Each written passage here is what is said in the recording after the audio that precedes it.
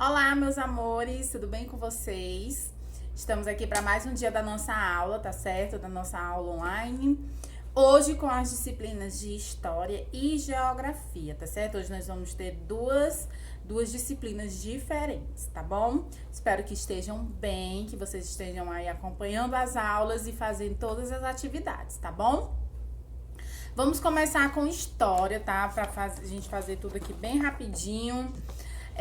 A gente vai falar em história sobre as moradias precárias. Tia, o que é moradias precárias? Moradias, como a tia já explicou na aula passada, são os lugares onde a gente vive, né? Onde a gente mora, onde a gente faz as nossas refeições, onde a gente dorme, onde a gente convive com a nossa família. Isso é a nossa moradia, a nossa casa. Que podem ser diferentes formas, né? Pode ser a oca, né? Que é a moradia dos índios, dos indígenas. Pode ser uma casa simples, pode ser uma palafita, que é aquelas casas que ficam dentro do rio, né? Pode ser um prédio, pode ser uma casa de 2 andares, enfim. A moradia de cada pessoa é diferente da outra, né? Depende aí de vários fatores para você ter uma moradia diferente. A maioria de nós aqui moramos em casas, né? Ou casas de 2 andares, ou casas térreas mesmo, as casas que são só um andar. Mas a maioria de vocês, né, de nós todos aqui, inclusive eu, moramos em casas.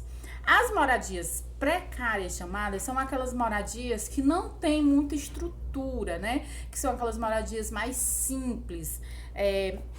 Existem pessoas no Brasil que não têm condições de comprar ou alugar uma moradia adequada.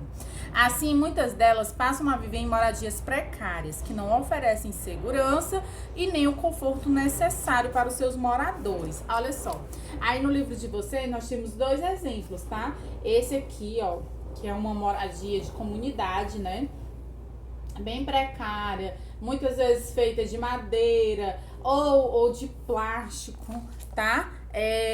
Tem muitas aqui que são em cima de morros que não tem segurança nenhuma.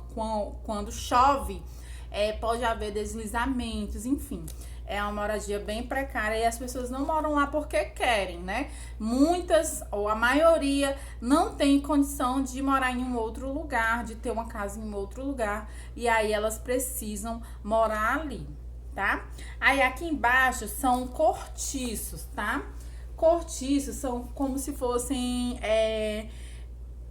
edificações danificadas, né, antigas e abandonadas. São ali prédios antigos, abandonados, e as pessoas acabam indo para lá, para morar lá, porque não tem onde ficar, tá certo? Então, as moradias precárias são essas, tá? Aquelas que ficam ali geralmente nas favelas, e os cortiços, né, que são moradias abandonadas. Então, a gente vai lá para nossa atividade de hoje. E o que vocês vão fazer? Leia a seguir o relato de Cabá Darebu, um garoto indígena do povo Munduruku, que vive na floresta amazônica, tá? Veja como ele descreve a sua moradia. Olha só. Meu povo vive em casa feitas de barro, cobertas com folhas de palmeiras. É gostoso morar nesta casa, porque de dia fica bem ventilada e à noite ela é bem fresquinha. Dentro dela cabe muita gente. Cabe o papai, a mamãe, os meus irmãos, irmãs, meus avós, tios e alguns primos. Aí o que vocês vão fazer? Vocês vão marcar com o X qual dessas 3 casas aí é a melhor moradia representa melhor a moradia de Cabá, tá? Qual dessas 3 casas aí é a moradia do garoto? Na letra B. Porque Cabá Darebu gosta de morar em sua casa. Aí no texto tem dizendo por que ele gosta, né? Ele diz, ó, é gostoso morar nesta casa porque de dia ela fica ventilada e à noite é bem fresquinha. Então é basicamente isso aí, tá bom? E na letra C, vocês vão sublinhar no texto o trecho que diz quem são as pessoas que moram na casa de Cabá Darebu, tá? Então, vocês vão aí no texto e vão sublinhar, passar um tracinho embaixo das pessoas que ele fala que mora com ele na casa dele, tá? Aí, nós vamos agora falar sobre a rua, tá? A minha rua, né? Nas cidades, as moradias e os estabelecimentos comerciais são construídos em ruas. Observe a seguir alguns tipos de construções que estão em diversas ruas, ó. Aí nós temos aí, ó, casas, né? Temos os prédios, temos estabelecimentos comerciais e temos as praças. Coisas que tem nas ruas, tá? Que tipos de construções estão presentes na rua onde vocês moram? Aqui na rua onde eu moro tem casas, tem comércios, né? Deixa eu ver o que mais. Basicamente são casas e comércios na minha rua, né? Não tem... tem igreja também. E tem restaurantes? Não. É isso. Tem casas, tem comércios e tem igreja aqui na minha rua. E aí na rua de vocês? O que é que tem na rua de vocês? Aí... Qual é o nome da rua onde você mora? Aí vocês vão colocar e escrever o nome da rua de vocês, tá? Aí na segunda questão tem assim, ó. Você sabe por que a rua tem esse nome? Em caso afirmativo, você vai explicar. Se você souber por que a sua rua tem um nome, esse nome, aí você diz embaixo, tá? Se você não souber, você só coloca não. Cite duas atividades representadas na ilustração que contribuem para evitar acidentes. Ó, aqui... tem a pessoa atravessando. Então, aí tem coisas aqui, ó, que facilitam para que evite acidentes. Ó, a faixa de pedestres, né? Atravessar na faixa. Obedecer a sinalização que tem aí, ó, o semáforo, né? Então, tem coisas aí, andar pela calçada, tá? Então, tem coisas aí que você pode ver que ajudam, né? A contribuir para evitar acidentes. Então, você vai escrever duas coisinhas, tá certo? E aí, nós vamos lá para geografia, tá certo? Geografia. E vamos falar sobre o trânsito, tá? Na aula passada de geografia, eu deixei um vídeo falando sobre o trânsito, sobre a importância, né, de você... conhecer ali as faixas, andar na faixa de pedestre, né? Conhecer o semáforo, só atravessar quando o semáforo do pedestre estiver verde, se tiver vermelho, não é para você passar, porque quem vai passar são os carros, né? Essa coisa de semáforo, de trânsitos, a gente vê desde muito tempo, né? Então, aqui, ó, na aula passada, tinha aí mostrando algumas placas, ó, né? A lombada, essa aqui que é proibido estacionar, essa plaquinha aqui quer dizer que é uma área escolar, né? Que tem uma escola ali por perto. E essa daqui é aquela que fala que é a velocidade permitida, máxima permitida, ou seja, que vocês não podem, que nenhum carro pode passar aí dessa placa, dessa velocidade, né? Nenhum carro pode passar. Aqui tem 40, então se tiver uma plaquinha com 40, o carro só pode ir até 40 km por hora. Não pode ultrapassar esse limite aí, né? Aí na aula de hoje nós vamos falar sobre os cuidados com o trânsito, tá?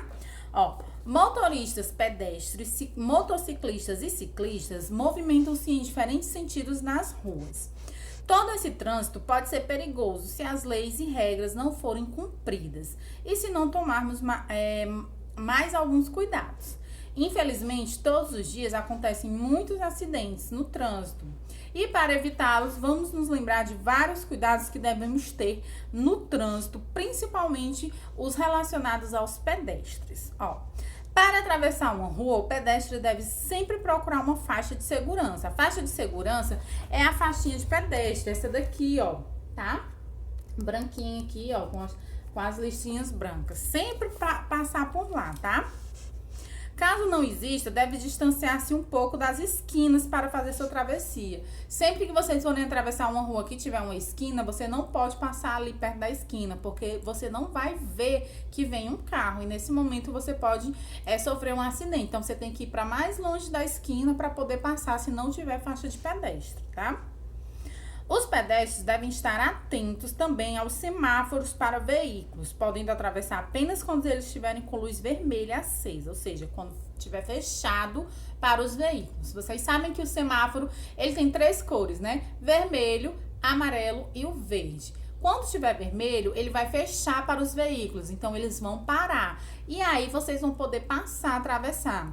Quando estiver amarelo, os motoristas vão ter que estar bem atentos, porque o sinal vai fechar. E quando estiver verde, você também, tá? E quando estiver verde, o trânsito vai ser liberado para os carros, ou seja, eles vão passar, então você vai ter que ficar paradinho e não vai poder atravessar, tá? Então tem que ter muito cuidado, tá certo? Quando existirem semáforos para pedestre, é preciso seguir o que eles indicam. Pare ou siga, tá? O semáforo de pedestres, ele tem lá duas cores, né? O vermelho e o verde, só essas duas cores. O vermelho para você parar, então você vai parar porque o sinal dos carros vai estar aberto. E quando estiver verdinho é porque você já pode passar. Antes de atravessar a rua, na faixa de segurança, os pedestres devem olhar para os dois lados para ter certeza de que nenhum veículo está vindo em sua direção. Mesmo com o sinal fechado, vocês precisam dar uma olhadinha para ver se não está vindo nenhum carro, porque às vezes tem algumas pessoas que são irresponsáveis e mesmo com o sinal fechado, elas vão passar. Então, sempre ficar bem atento, tá? Lugar de pedestre é na calçada. Os pedestres devem sempre caminhar nas calçadas, pois são os locais mais seguros. Ó, tem até aqui a moça andando aqui na calçada, tá? Nunca andar pelo meio da rua. Se tem calçada, você sempre anda pela calçada, porque a rua vai ser ali a travessia dos carros, das motos, enfim. Então é mais seguro andar sempre nas calçadas, tá bom? Aí o que vocês vão fazer aí na atividade, ó? Observe as fotografias a seguir e, em seguida, escreva frases que incentivem as pessoas a cumprir as regras de trânsito representadas nestas imagens, tá? Você vai fazer frases, tá? Com aqui, ó, com a criança de cinto, tá? Andando na faixa de pedestre e aqui a via do ciclista, tá? Vocês vão criar 3 frases para essas imagens, tá bom? Orientando como é que deve ser feito aí em cada uma dessas imagens, tá bom, meus amores? Então, é isso a nossa aulinha de hoje, tá? Espero que vocês façam tudo e qualquer dúvida eu estarei aqui. Um beijo e até amanhã. Tchau!